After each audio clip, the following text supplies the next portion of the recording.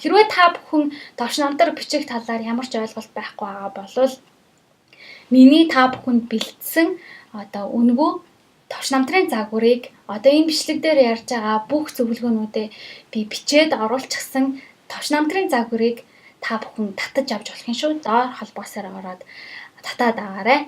Тэгээд тэр загвараар та бүхэн өөрийнхөө товч намтрыг бичих юм бол ямар ч байсан бусдаас онцгойрч чадна гэж би бодож байна. Сайн байцгаана уу? 50-аас 50 мэдчилж байна. За та бүхэндээ өнөөдрийнхөө бичлэгээр би хэрхэн товч намтар бичих вэ гэсэн өөрийнхөө 8 зөвлөгөөг хүргье гэж бодлоо. Миний хувьд би Америкийн их сургуулиудыг төгсөж тэндээсээ тэтгэлгүүд авч исэн бас гадаад болон дотоодын томоохон байгууллагуудад ажиллаж байсан туршлагатай.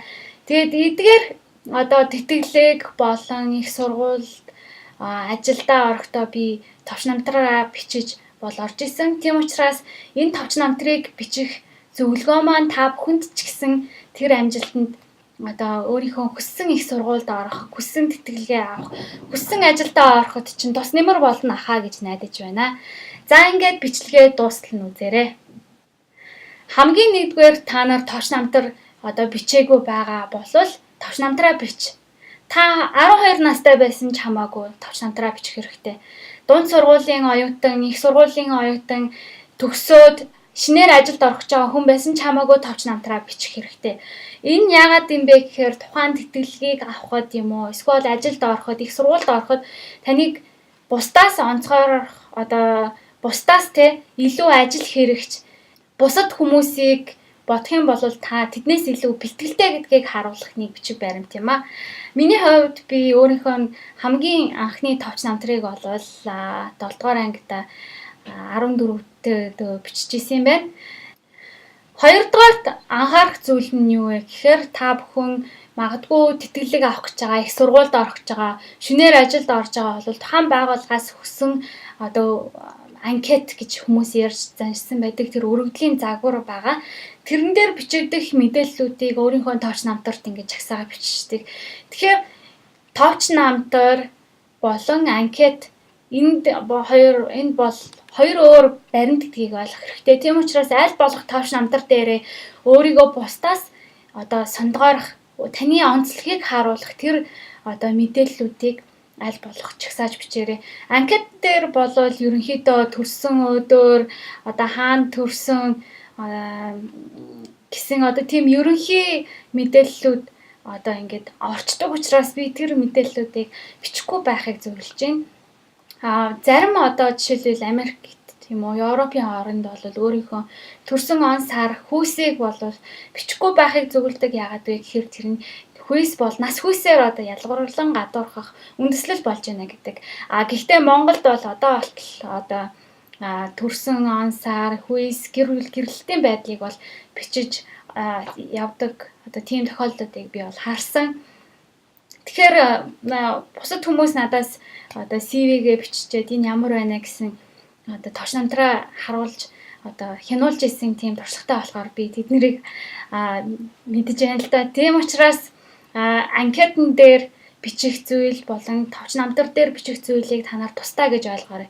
Аль болох өөрийнхөө чадвар, мэрэгжил, сонирхол, таныг хинбэ гэдгийг тодорхойлох тэр зүйлсүүдийг товч намтар дээрээ товчхон намтарчилж бичиж байна гэсэн үг. Товч намтар гэдэг чинь ерөөсөө л таныг илэрхийлэх нэрийн хуудас гэсэн үг шүү дээ. 3 дугаарт бас нэг зүйл нь юу гэхээр өргөдлийн захиа буюу тухайн тэтгэлэгт орох гэж байгаа, эсвэл их сургуульд орох гэж байгаа, шинэ ажилд ороход бас cover letter гэж англиар бол хэлдэг. Би энийг бол монголоор өргөдлийн захидал, өргөдөл гэж орчуулдаг. Энэ өргөдөл бичихтэй та нар бас юуг анхаарах ёстой вэ гэдэг талаар би бичлэгийг тусад нь хийсэн байгаа. Тэгэхээр товч намтар дээрээ та нар бичсэн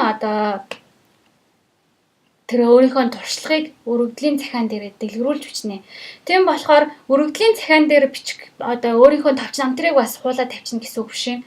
Тэгэхээр товч намтар, анкет, cover letter буюу өргөдлийн захиа өргөдөл гэдэг чинь тусдаа ийм 3 зүйлс юм шүү гэдгийг бас ойлгох хэрэгтэй.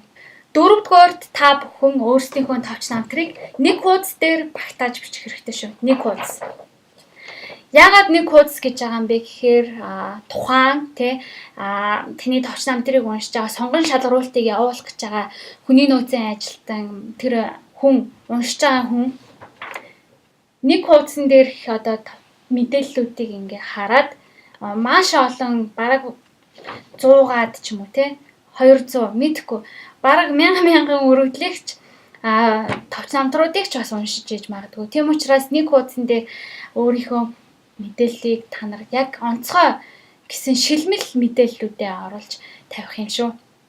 Нэг хуудасд багтааж ийна гэж зарим тохиолдолд би нэг зүйлийг бусд хүмүүсийн товч намтрыг уншиж байхад нэг ажигладаг зүйл нь юу вэ гэхээр одоо гой харагдуулах байдлаар гээд одоо олон ийм хоосон зай үлдээдэг ч юм уу эсвэл болвол зүгээр ингээ баахан жагсаалт бичээд тавьчдаг.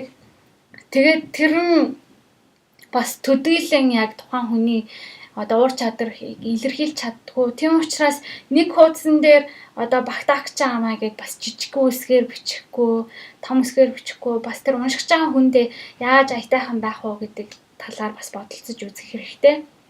5 дугаарт ерөнхийдөө бол анхаарах зүйл нь юу гэхээр 10 секундын зарчим гэж бодох нэг зүйл байгаа. Тэр нь юу гэхээр тэр олон өргөдөл одоо товч намтрыг уншиж байгаа хүн чинь хамгийн багадаа ер нь бол дунджаар нэг 10-аас 20 секунд зарцуулдаг гэж байгаа.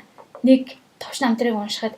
Тэгэхээр товч намтар дээр та бичиж дуусныхаа дараа юм эсвэл бичиж байгаа хавцтай товч намтар дээр хамгийн түрүүнд миний нүд хаана тусч чинь юу ямар мэдээллүүд байна гэх. Эсвэл одоо тухайн уншиж байгаа хүнийг одоо зарим зүйл дээр илүү анхаарлыг нь хандуулмаар байгаа болвол тэр зүйлийг нь одоо тодруулчих. Жишээлбэл та өөрийнхөө одоо сайн дурын үйл ажиллагаанд оролцож исэн туршлагыг одоо тоцтгож өгмөр байлаа. Тэгвэл тэрийгээ илүү тодруулж өг. Он сарын илүү тодтгомоор байлаа. Авсан гавьяа шагналаа тодтгомоор байна уу гэдэг ч юм уу Тэгээд ерөнхийдөө бол бас нэгэн арга нь юу вэ гэхээр тодруулах эсвэл ингээд зураас татаад чагсаалт маягаар бичих Одоо магадгүй нэг одоо ажиллаж исэн туршлага чинь цаашаага тэр ажлын байран дээр магадгүй та олон албан тушаалыг хашиж исэн ч юм уу тэрийгээ дэс дарааллуулаад биччих. Ийм одоо боломж байгаа. Хэрвээ та бүхэн товч намтар бичих талаар ямар ч ойлголт байхгүй байгаа бол миний та бүхэнд бэлдсэн одоо үнэгүй товч намтрын загварыг одоо энэ бичлэг дээр ярьж байгаа бүх зөвлөгөөнүүдээ би бичээд оруулчихсан товч намтрын загварыг та бүхэн татаж авч болох юм шүү. Доор холбоосоор ороод татаад аваарай. Тэгээд тэр одоо загвараар та бүхэн өөрийнхөө товч намтрыг бичих юм бол ямар ч байсан бусдаас онцгойрч чадна гэж би бол бодож байна. 6 дугаарт хүмүүсийн ихэнх нь ингэж хэлдэг. Надад бичих зүйл байхгүй. Товч намтрт тэгэж сондгоорох зүйл байхгүй юм биш үү? Яах вэ гэдэг. Гэтэл магадгүй та 10 жилдээ орж исэн дугуйлан уралдаан тэмцээнүүдээ мартчихсан байж болно. Тийм болохоор тэрийгээ сайн сууж агаад одоо жагсаагаад бич. За би 10 жилдээ ямар тэмцээнд орж ирлээ, ямар олимпиадад орж ирлээ. Эсвэл бол ямар олон нийтийн ажилд орж ирлээ. Урлагийн үндэслэгт орж исэн ч хамаагүй тэрийгээ жагсаад бич. Тэр дундаас чинь таныг одоо илэрхийлэх тэр онцгой тэр зүйлсүүдийг олж чадна гэсэн. Бүр ингээд олж чадахгүй, санахгүй байх юм бол гэр бүлийнхэн гишүүдээс асуу. Аах эгчнэр, ээж аав.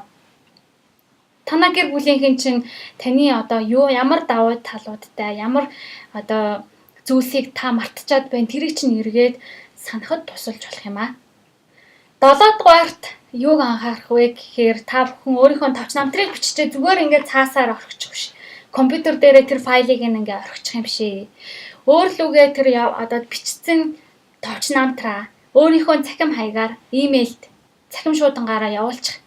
Тэрэн дээр одоо өөрийнхөө нэрийг бичээ CV, товч намтар, резюме гэдэг ч юм уу Тэгээд хаяглаад явуулчих. Яагаад вэ гэхээр та магадгүй хаа нэгтээ явж идэл гинт одоо дуудлаа гэхэд бэлэн байна гэсэн. Цахим хэлбэрээр флашн дээр өөрийнхөө байнга цүнхэндээ авч явдаг флашнд хатгалсан ч болно. Гар утсан дээрээ татаад авсан ч болно. Цахим хэлбэрт оруулаад тэр файлаа хадгалаад авчих. Тэгээ хаанаас ч хамаагүй интернет кафе, компьютерийн номын сангийнхаа компьютераас хэвлээд одоо яаралтай үед өгөхөд бэлэн байлгах хэрэгтэй гэсэн. Ерөнхийдөө бол та хизээд тэтгэлэг их сургууль одоо ажилд дуудагдахыг хэн мэдэх вэ?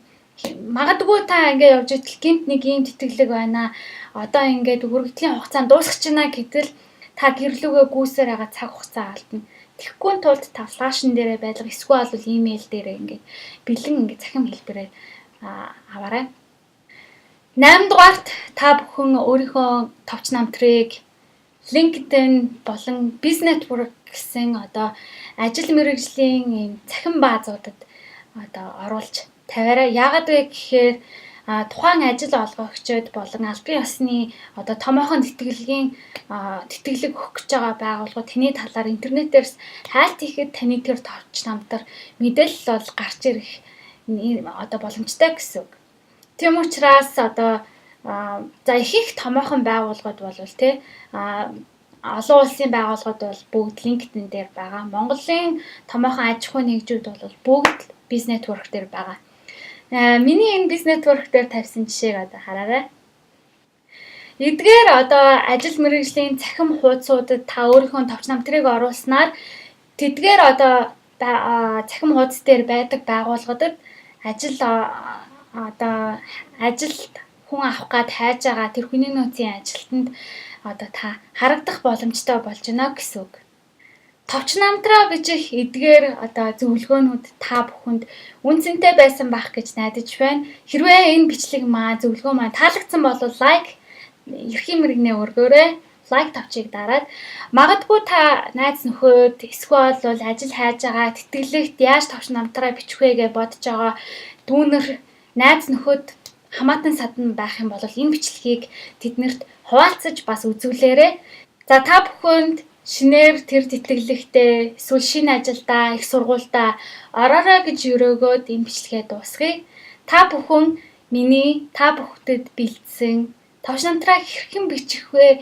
Одоо тэр зааварчилгааг доор холбоосоор орж татаж авахаа бити мартаарай. Тэгээд 50 амьдралыг Монголдоо та бүхэндээ амжилт хүсье. Баяртай. Та бүхэн миний сувгийг subscribe улаан тавчийг дараад захиалаарай. Тэгээд захиалсныхаа дараа хонхын тавчийг бас асааж дараагийн бичлэг ороход нь мэдэгдэл аваарай. Баярлалаа.